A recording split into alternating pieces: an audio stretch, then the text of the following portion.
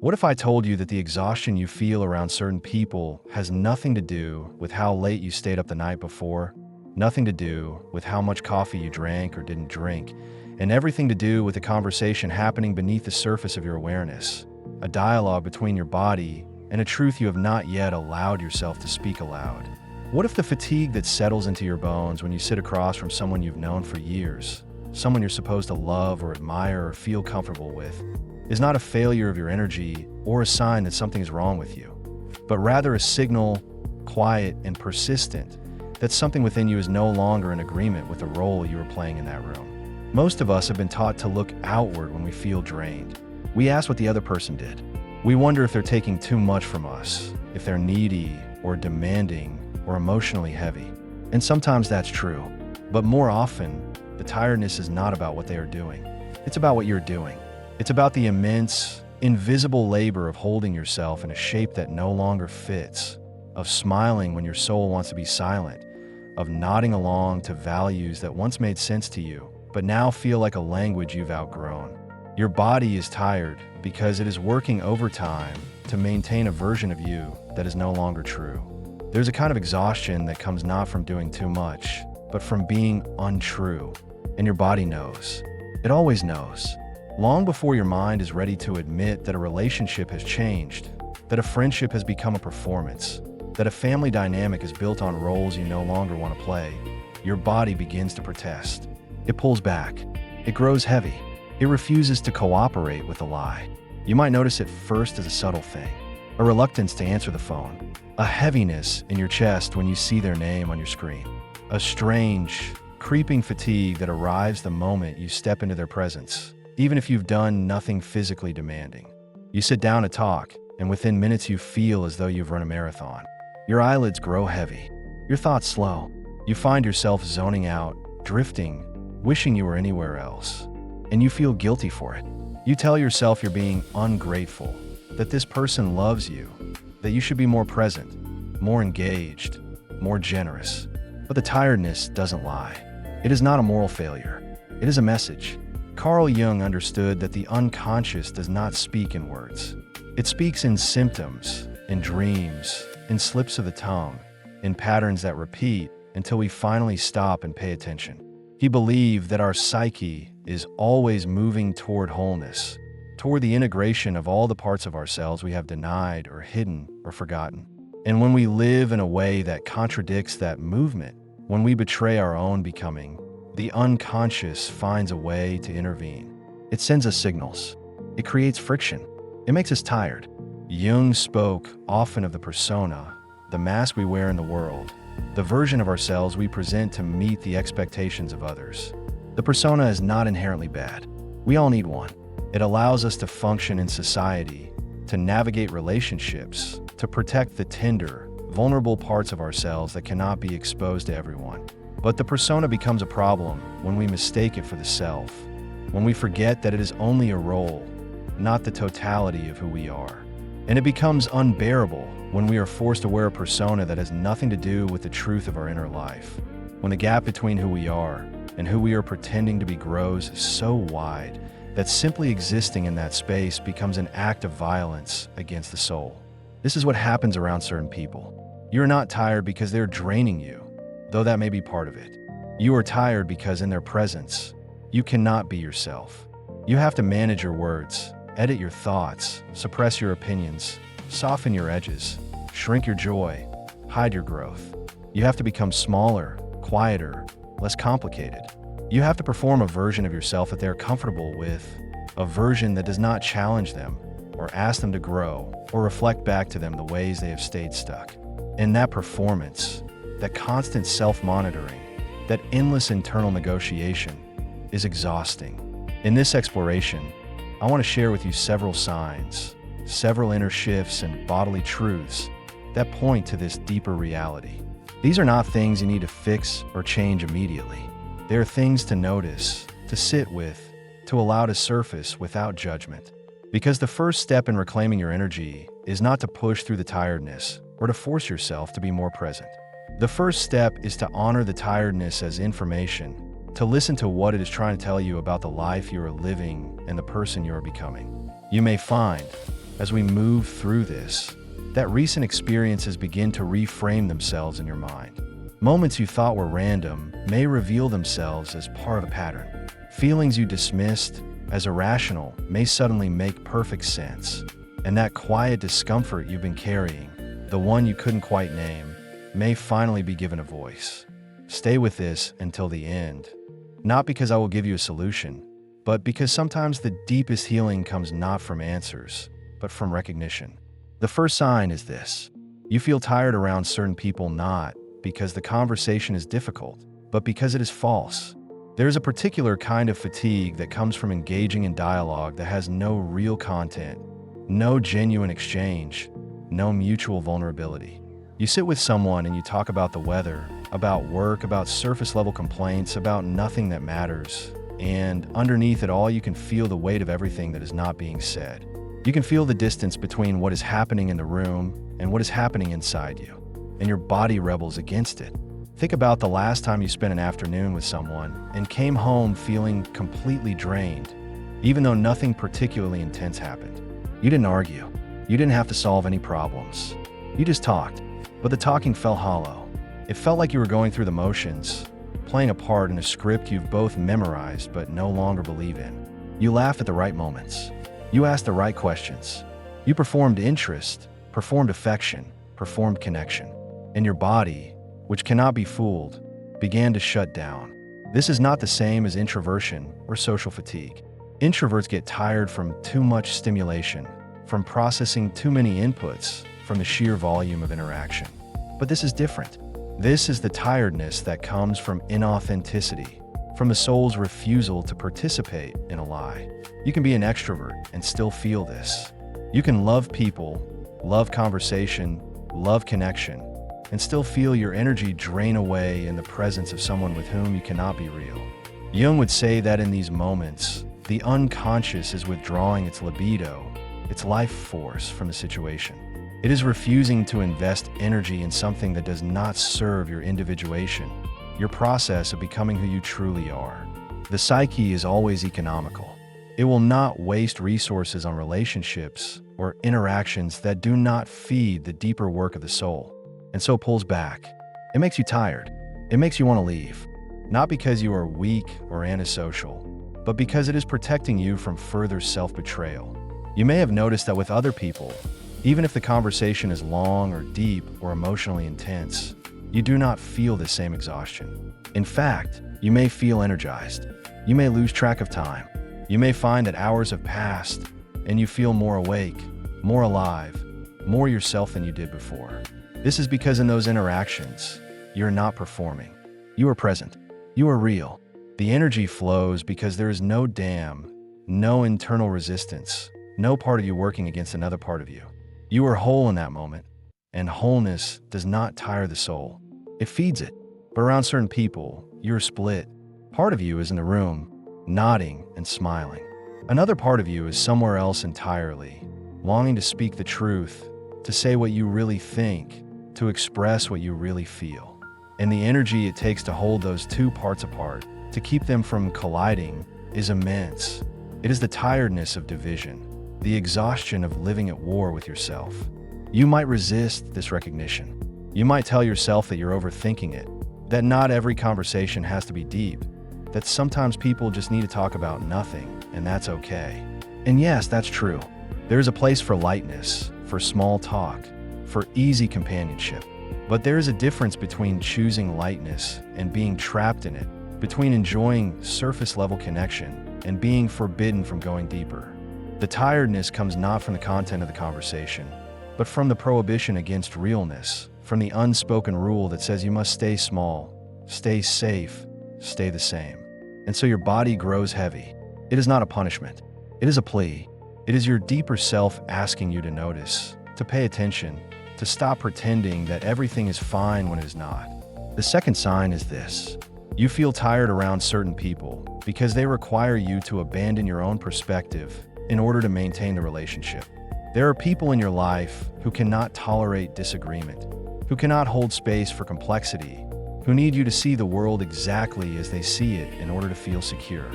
And when you are with them, you find yourself constantly adjusting, constantly softening your views, constantly swallowing your words. You edit yourself in real time, running every thought through a filter that asks not, is this true? But will this upset them? This is a particular kind of labor, invisible and relentless.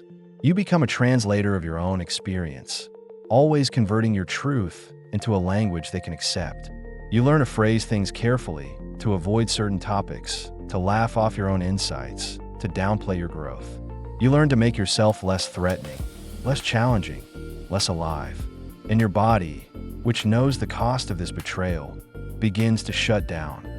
Think about the relationships where you feel most energized. They are almost always the ones where you can say what you really think and be met with curiosity rather than defensiveness. Where you can change your mind, explore an idea, admit uncertainty, and not be punished for it. Where difference is not a threat but an invitation.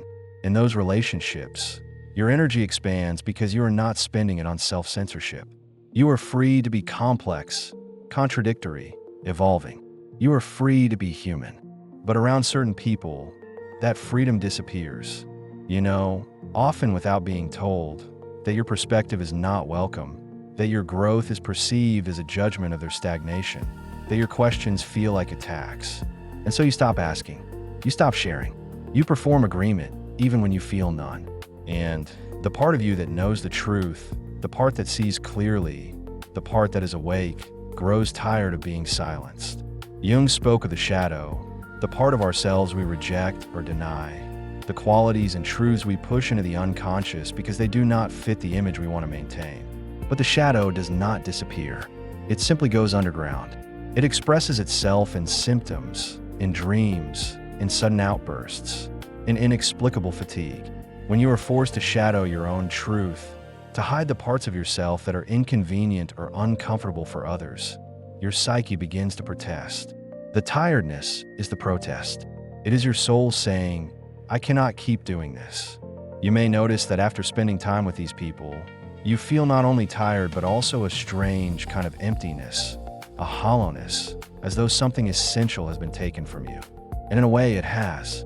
You have given away your voice, your perspective, your right to your own experience. You have traded your authenticity for acceptance, your truth for peace. And the price of that trade is your vitality. This does not mean that every relationship must involve deep philosophical debates or constant challenge. But it does mean that a relationship in which you cannot be yourself, in which your inner life must be hidden in order to be loved, is not a relationship that can sustain you. It is a relationship that depletes you, and your body knows the difference. You might feel guilt around this recognition. You might think, but they're family, or but we've been friends for so long, or but they mean well. And all of that may be true, but it does not change the fact that you are tired. It does not change the fact that something in you is dying in their presence. Love does not require self-abandonment. Connection does not require silence.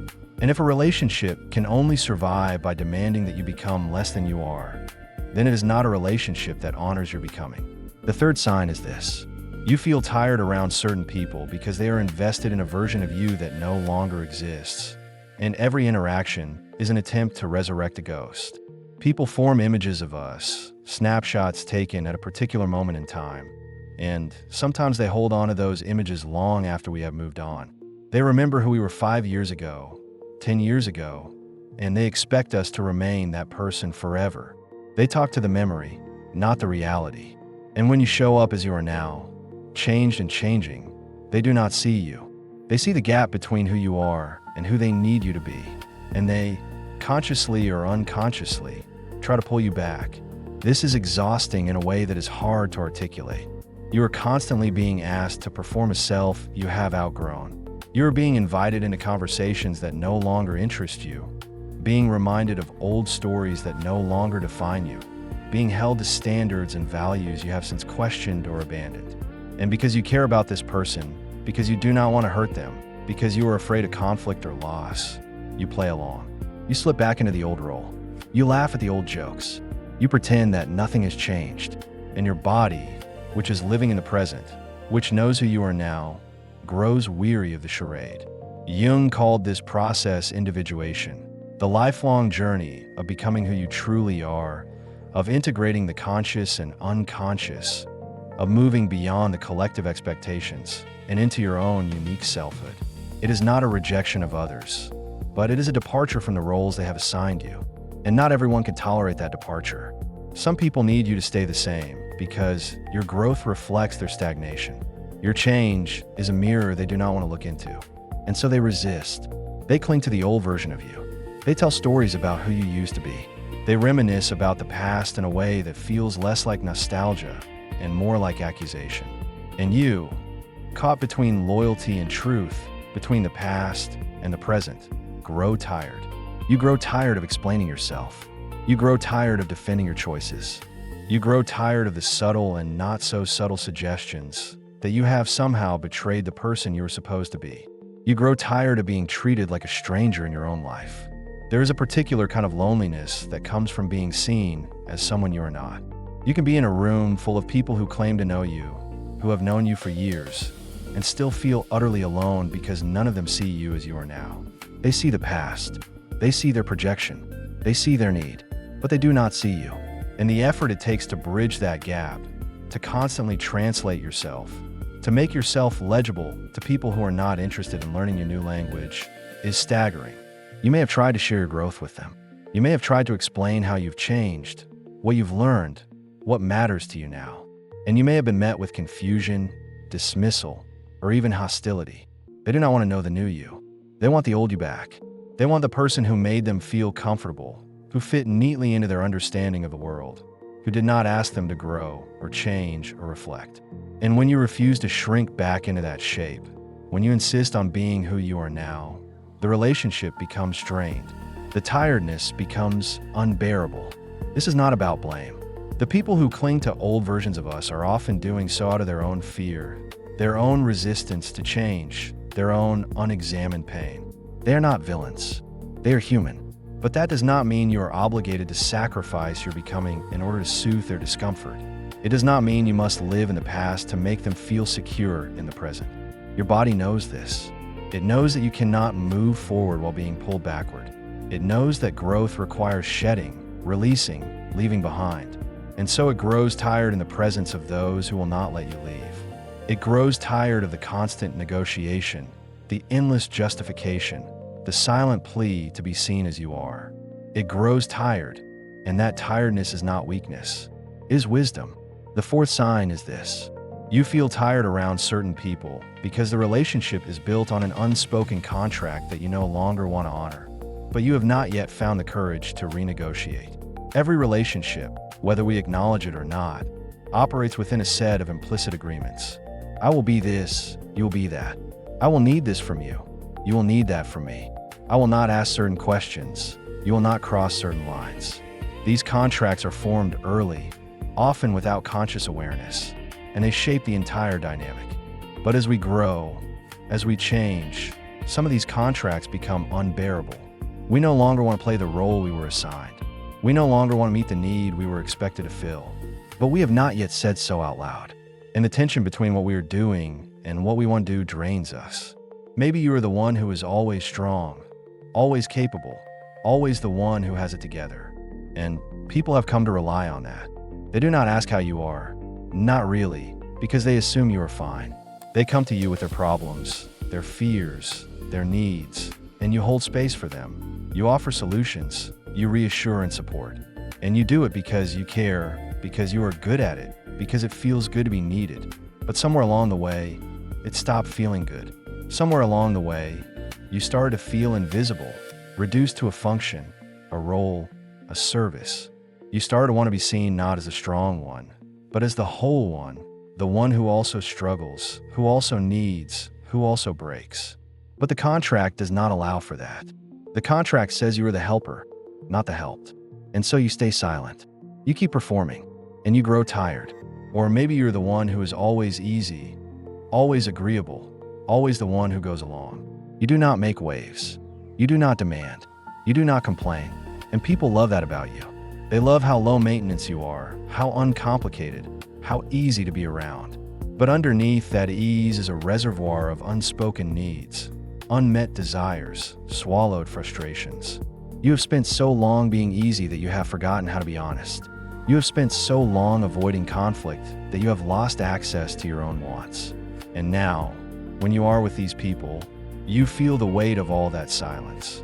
You feel the exhaustion of being someone who requires nothing, who takes up no space, who makes no demands. You feel the tiredness of self-erasure. Jung understood that the psyche seeks balance.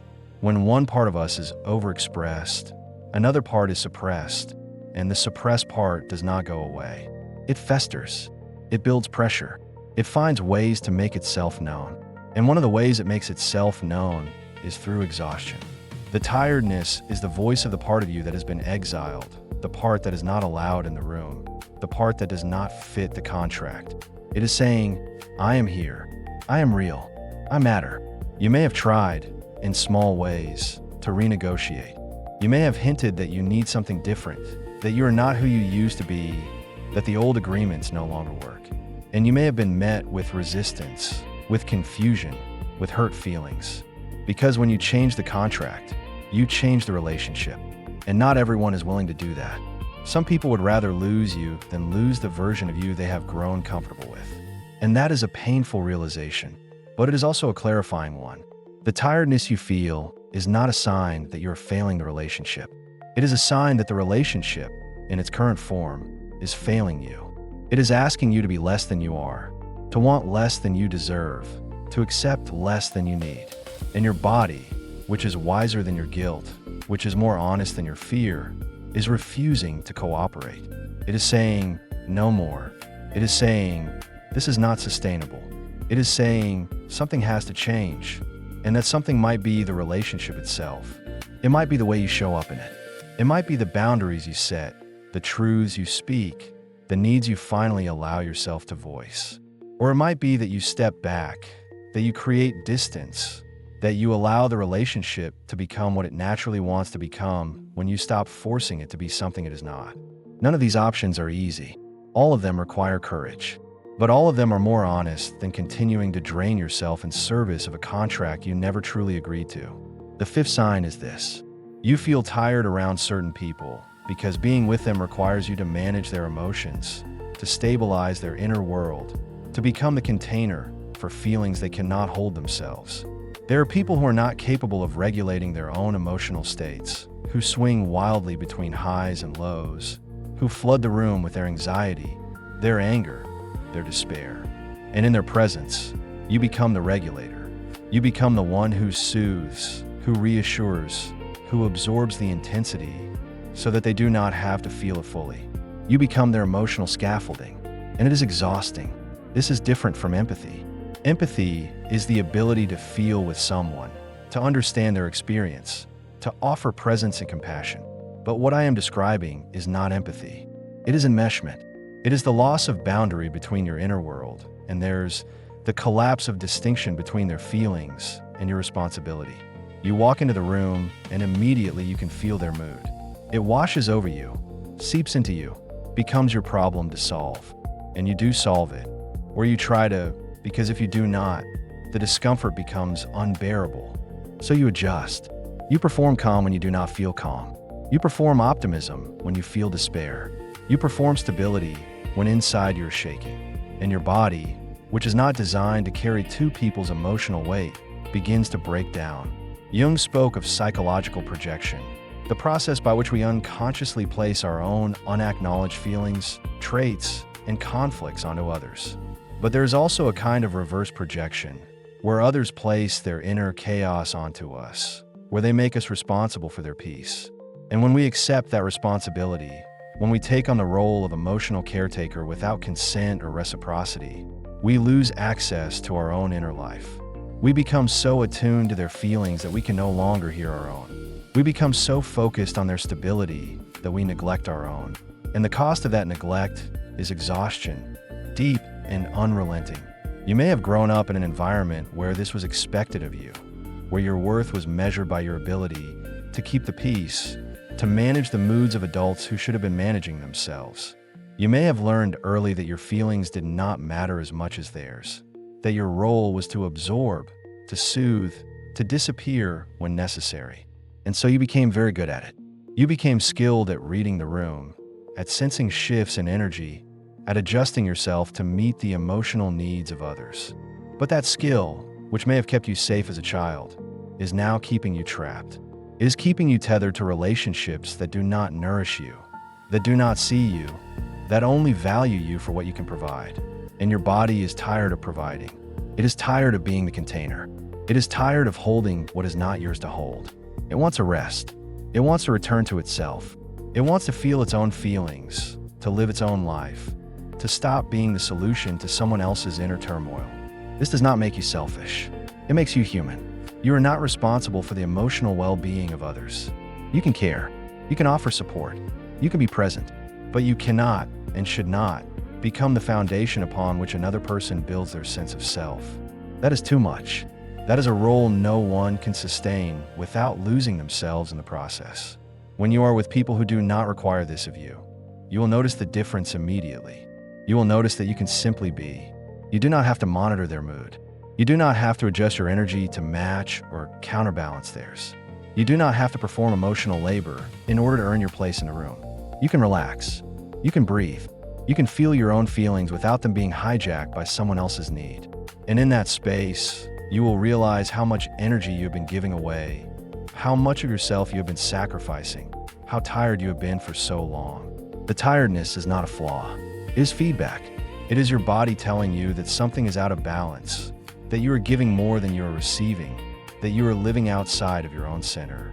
And the first step toward reclaiming your energy is not to push through, not to try harder, but to stop, to notice, to honor the tiredness as a boundary, as a limit, as a truth you have been too afraid to speak. The sixth sign is this. You feel tired around certain people because the relationship is rooted in obligation rather than genuine desire, and your soul knows the difference. There are people you see not because you want to, but because you feel you should, because they are family, because you have history, because it would hurt their feelings if you did not, because you're afraid of being seen as cold or selfish or ungrateful. And so you show up. You make the effort. You smile and engage and pretend that everything is fine. But underneath it all, there is a heaviness, a resistance, a quiet dread that begins the moment you agree to meet and does not lift until you are alone again. Obligation is a poor foundation for connection.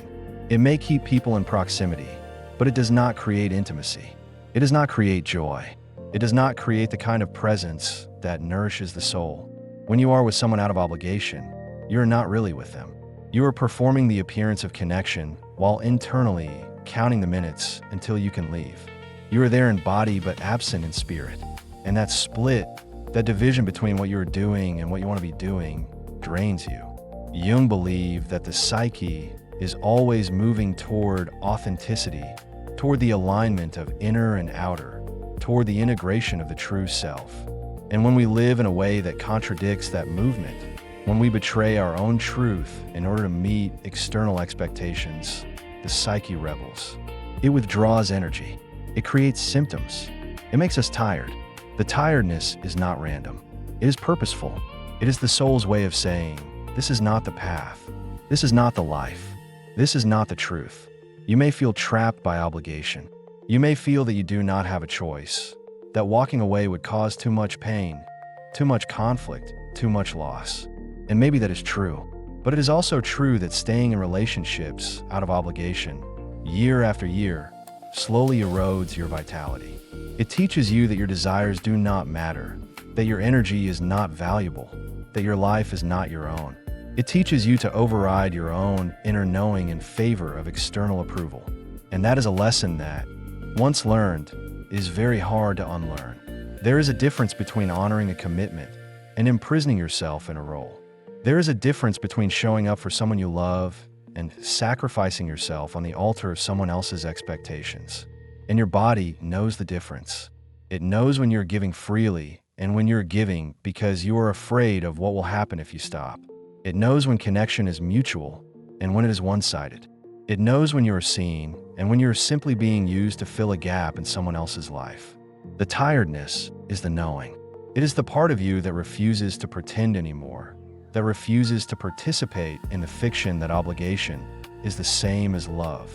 It is the part of you that wants to live, truly live, in relationships that are chosen, that are mutual, that are rooted in genuine affection rather than fear or guilt.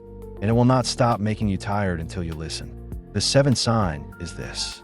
You feel tired around certain people because they do not celebrate your growth, they fear it. And you can feel that fear even when it is unspoken. Growth is not neutral. It changes the landscape of every relationship. When you grow, you become less predictable, less controllable, less willing to accept what you once accepted. You ask different questions. You set different boundaries. You want different things. And for some people, that is threatening. Your growth confronts them with their own stagnation. Your courage confronts them with their own fear. Your freedom confronts them with their own imprisonment. And so, instead of celebrating you, they subtly undermine you. They question your choices. They remind you of past failures. They express concern that is really criticism in disguise. They make you feel that your becoming is a betrayal. And you, because you love them, because you do not want to hurt them, because you are still learning to trust your own path, begin to doubt yourself. You begin to wonder if they are right. You begin to shrink. You begin to hide your growth, to downplay your insights, to apologize for your evolution. And that hiding, that self-betrayal, is exhausting. It is exhausting to be excited about your life in private, and then pretend to be uncertain when you are with them. It is exhausting to have clarity, and then perform confusion in order to make them feel more comfortable. It is exhausting to know your truth, and then act as though you are still searching for it. Jung spoke of the process of individuation as inherently lonely, not because you must do it alone, but because it requires you to step away from the collective, to stop living according to the expectations and projections of others, to claim your own authority.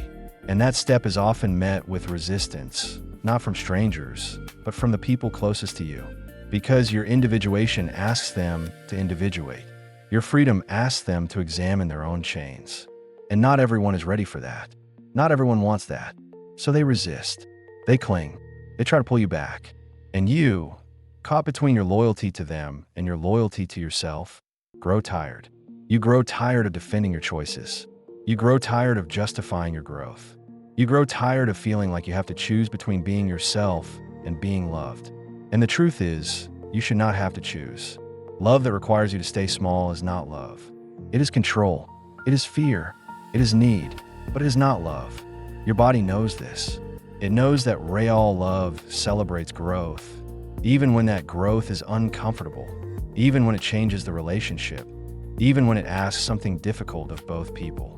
Real love does not cling. It does not demand sameness. It does not punish evolution. And when you are in the presence of someone who cannot offer you that kind of love, your body grows tired. It grows tired of pretending that their fear is your responsibility. It grows tired of making yourself smaller so that they can feel bigger. It grows tired of hiding your light so that they do not have to confront their own darkness. The tiredness is a refusal. It is your soul refusing to participate in your own diminishment. It is your body saying, no more. It is the deep self asserting its right to grow, to change, to become, regardless of who is uncomfortable with that becoming. And listening to that tiredness, honoring it, allowing it to guide you toward relationships that can hold your fullness, is not selfish. It is sacred. All of these signs, these inner shifts and bodily truths, are not separate. They are facets of the same underlying reality. Your body knows your truth. It knows when you are living in alignment with your deepest self and when you are betraying that self in order to maintain a relationship, a role, an image. It knows when you are free and when you are imprisoned. It knows when you are seen and when you are invisible. And it speaks to you in the only language it has: sensation, tiredness, heaviness, resistance, dread. For so long, you may have ignored these signals. You may have pushed through, told yourself to be stronger, to try harder, to be more patient, more understanding, more giving.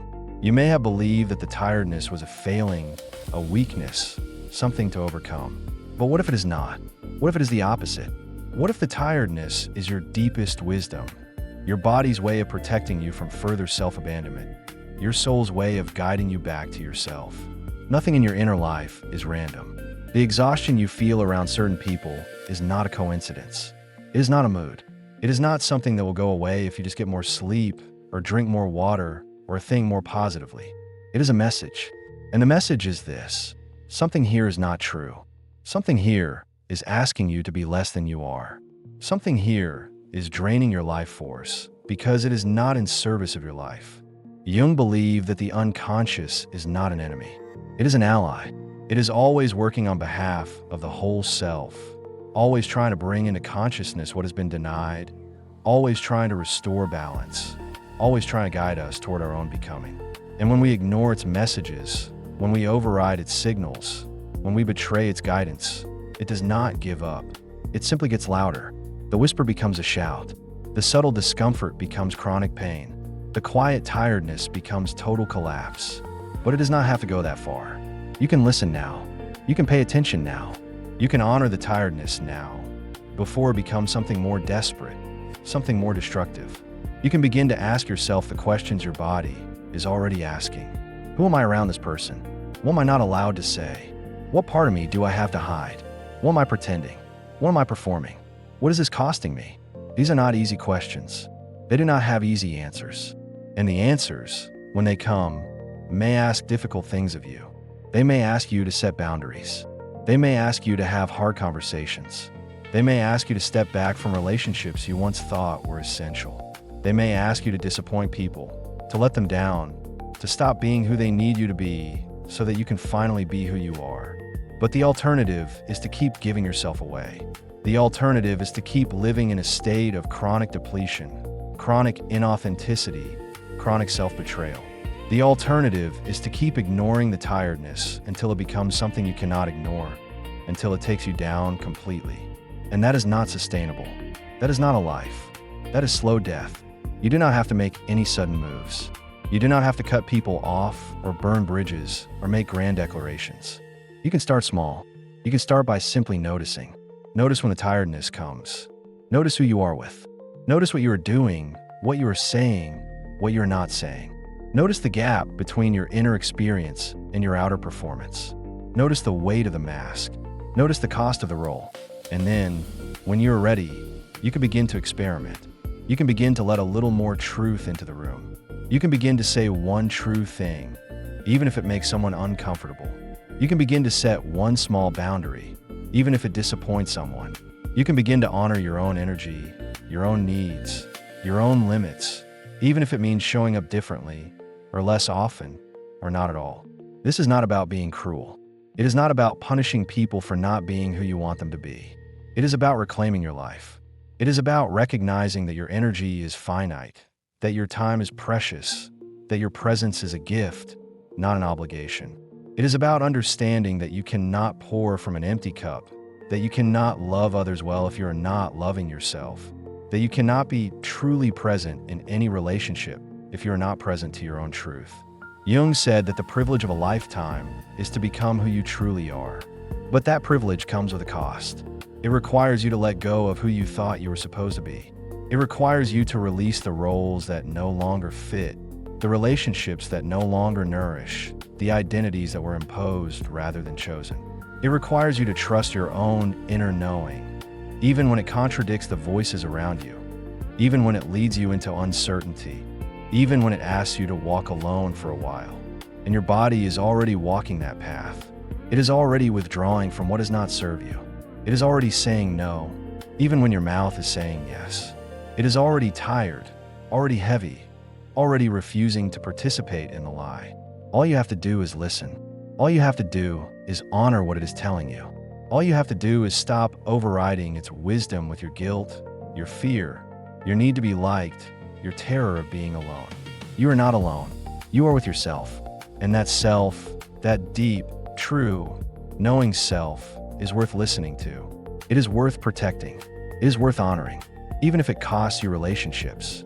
Even if it costs you approval. Even if it costs you the comfort of the familiar. Because what it gives you in return is something far more valuable. It gives you your life back. It gives you your energy back. It gives you the possibility of relationships that are real, that are mutual, that are rooted in truth rather than performance. It gives you the chance to finally, fully, become who you are. So if you're tired, if you've been tired for a long time, if you feel exhausted around certain people and you do not know why, consider this. Your body knows. It has always known. It is not broken. It is not weak. It is not failing you. It is speaking to you. It is telling you something essential about the life you are living and the person you're becoming. And the most radical, most courageous thing you can do is listen. Sit with it. Write about it. Notice it without judgment. Do not rush to fix it or change it or make it go away. Just let be there. Let the tiredness be there. Let speak. Let it reveal what it needs to reveal. Because on the other side of that listening, on the other side of that honoring, is a life that feels different. A life where your energy is yours. A life where your relationships are chosen. A life where you do not have to betray yourself in order to be loved. That life is possible, is waiting for you.